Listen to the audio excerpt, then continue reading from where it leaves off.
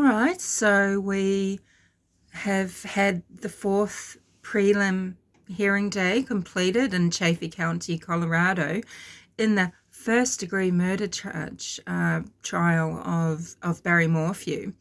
And what do you reckon? Did Linda Stanley, did she bring it? Yeah, I'll give you a few seconds. So what's going to happen? The judge has said, well, just let me think about it for a little bit. See you on September 17th.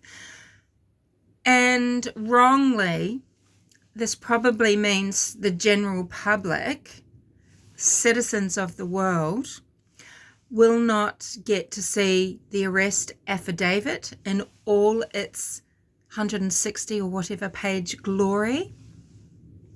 And this is wrong. But who am I to say? Do you think Linda Stanley has proven even probable cause?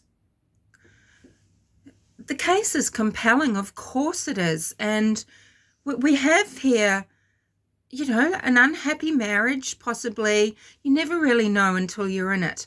And, I'll put it to you, Suzanne's friend never got the full story. This is, talking to a friend, it's a memoir, isn't it? It's a memoir. So it's like memoirs of the geisha. People should not, that movie made of that book misrepresented the protagonist. She was manipulative. And, of course, when you write your memoir, you are shading others and brightening yourself. And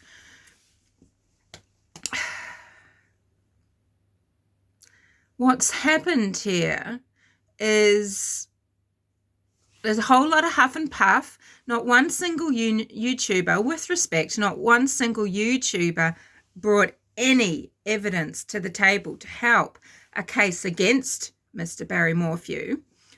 Not one skerrick of evidence. They've grown their channels. They've created hours of content. They've chased their clout. They have promoted their books. They have talked themselves up.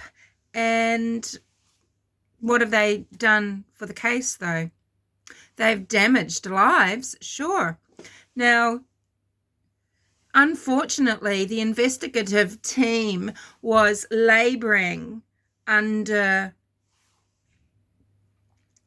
this. They were labouring away without some very pertinent fact. So they didn't know Suzanne was having an affair until November 2020, and suddenly they get their 2020 vision, right? How hard did they pursue that angle? When did Mrs. Jeff know about Suzanne? Suzanne making love to her husband. Suzanne taking precious time away from her own family of 6 children. Removing her husband from the marital home, marital bed, taking resources away, having her holidays, having her time with her husband. Was this fully investigated? If she knew about Suzanne, she knew where she lived. Don't downplay the RV park. There are so many transients coming in. We know Highway 50 is connecting. It could be a highway of a serial killer, a favourite route. Suzanne could have been abducted, whisked away. The garage door wasn't locked. I doubt it was locked. The home wouldn't have a sign of a break-in, right? And no, a serial killer isn't necessarily going to muck around taking wallets and things like that from a Range Rover. They might look in there. Then they might realise this woman might be home. Maybe they had been watching already. Suzanne laying herself bare on the porticos of the home, or whatever you would call them, and visible through the trees, visible to people exploring the area, and even particularly hunters who use guns with rifle sights on them. So Suzanne could have been coveted. Suzanne could have come a cropper in many ways. We need to be able to talk about this and not be called Barry lovers and things, because I'm not saying that I think Barry didn't or did do it. It hasn't been proven, though, in my little mind, that Barry had anything to do with Suzanne's disappearance. And it is a big thing to dismiss a murder trial. I understand that. It's a big thing to take someone to trial for first-degree murder too. So for 5 months, with all the hoo-hoo and, bebop on the internet about Barry, there's a lot of white noise, and it seems to have made its way into the affidavit. And to me, it appeared like Linda Stanley just got into office and demanded, hand it over and let's go. And I wonder who influenced her. If you think people aren't influenced in decisions that they make, think again. I'm not saying she's not an autonomous woman who has directed her career thus far on her own. But, does it make you wonder who really was in her ear? Look about, you should start being discerning and looking at who is involved with whom. Okay? Anyway. We've got, sex offender DNA. People are still talking in chats about, he dismembered Suzanne. Barry dismembered Suzanne. Where is all the blood and gore? Yes, it was there in the Patrick Frazee case. They just didn't find it the first time. But hey, we've had the FBI in the Barry Morphew, Suzanne Morphew marital Puma Path home for weeks. They didn't find any forensic evidence like that. And in fact, they didn't see the dart cover at first either. That didn't have Barry Morphew's DNA on it. It had 2 unknown people's DNA on it. Could be old hunting buddies. That could have come from anywhere. These things turn up anywhere. How many of you got perfectly ordered homes, even if you're in, if you live a very specific, tidy, routine, regimented way? A little bit of plastic can turn up anywhere. Put something absent-mindedly in a pocket. Months later, you might find this clothing and wash it. Out it falls. That dart cover wasn't found in the first search. It was there in the second search. Doesn't have Barry Morphew's DNA. Now, Barry could have access to more than one dart gun. This is true.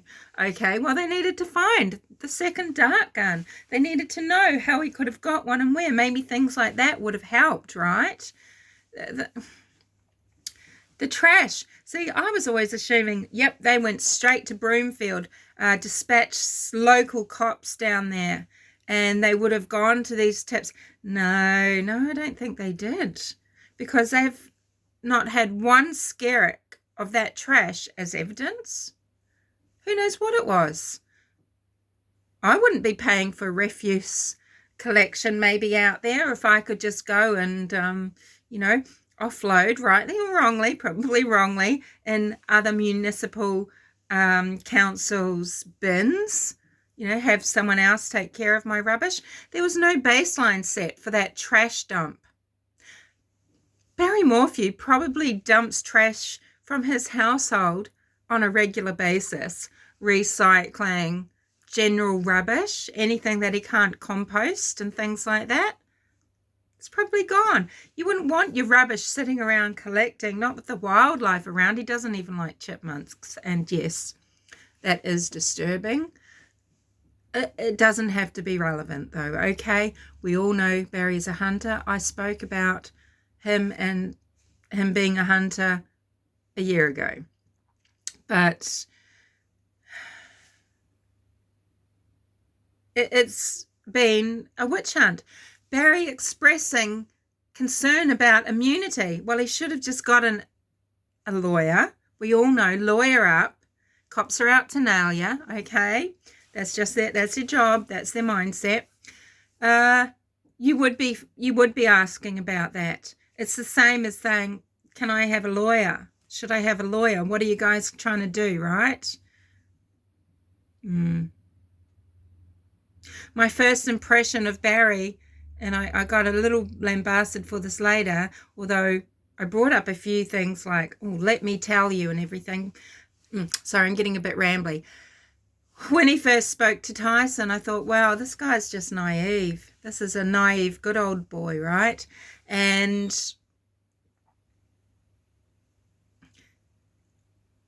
even in his delivery of lines, let me tell you, let me show you, we didn't have a baseline for that. And it turns out, well, that is actually just how Barry is, right? Yeah. You know, this trial had to respect Suzanne. This case had the weight of Suzanne behind it, if you know what I mean. It had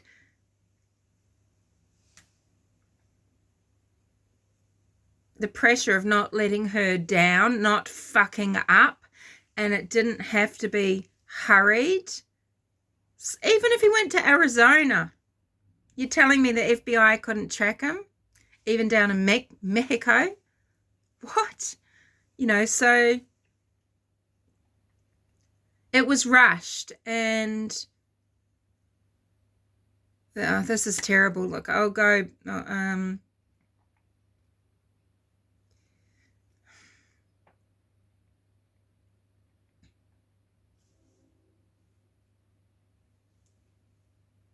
Yeah.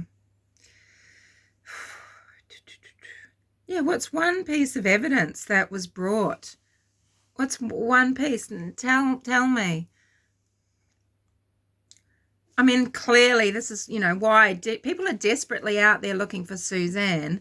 They need to find her for many reasons, obviously, not just a court case, but of course for this case. She needs to be found, it seems.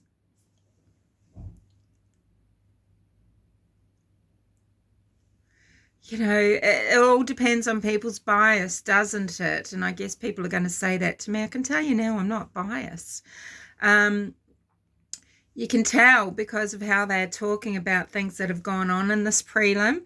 You know, Jot making a meal of him only asking, was it this guy or that guy? And then, she goes, oh, and then he didn't care after that. No, we learned actually that Barry asked over and over and over and over and over again to be told who Suzanne's lover was. You know, the guy that didn't come forward, the guy that had to be found, the guy that had no intention of leaving his wife, the guy who we don't even know if his wife knew. You know, what financial independence did she have? What access to money did she have to get something done? What stake did Jeff have? You know, you don't know. I'm not saying, yes, okay, it's a low blow to put other people on trial. But I'm just saying, did they 100% strike that in their investigation? Just seeing a credit card payment on one of Jeff's credit cards is not enough. It is simply not enough. And that's all they presented. He could have been frightened by Suzanne talking about marrying him. He could have thought this is the most ludicrous thing ever. Why would I? I can't afford to marry you, Suzanne.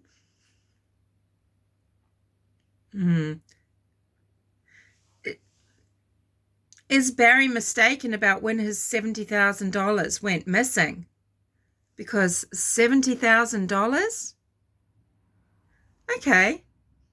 Look in the car to find a safe key or something. Get Suzanne, make her open the safe, take the money, dispose of Suzanne. People were at Barry's home all the time. And I don't believe Barry locked those doors or made it safe for his sleeping wife upstairs. Sleeping wife, the made bed. Suzanne is the neat freak. If the bed's made, she's gotten out of it and she's made it. Don't try and tell me Barry slept, in Mallory's room. That room was being prepared for Mallory to come and stay in. She didn't stay there all the time, but she had a room in the home, and the sheets were being washed in preparation to be put back onto her bed so that she could sleep there that Mother's Day night, as written in the list of things to do. Okay, so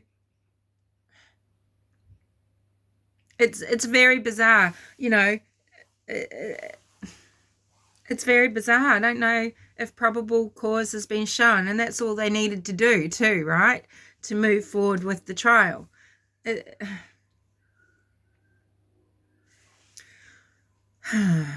so much to talk about, but I really have to get going. So I will gather my thoughts much better than this, and if I have anything further to say, I will. I probably don't, but I don't want to get carried away in comment sections either. This is why I make my own videos, because, I'm not like Martin Smallwood or anyone like that. Where is Martin, by the way? Where's Daniel Donovan? His channel disappeared too. Yeah.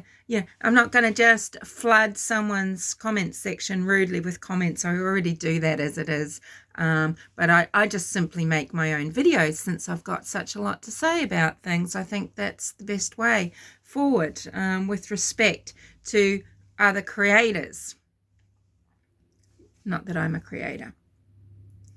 Yeah, so profiling evil was one thing that you did that moved this trial strongly ahead.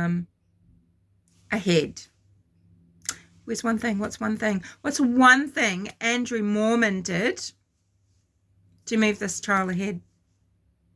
Now, it's not, the onus isn't on him. I mean, where even was he?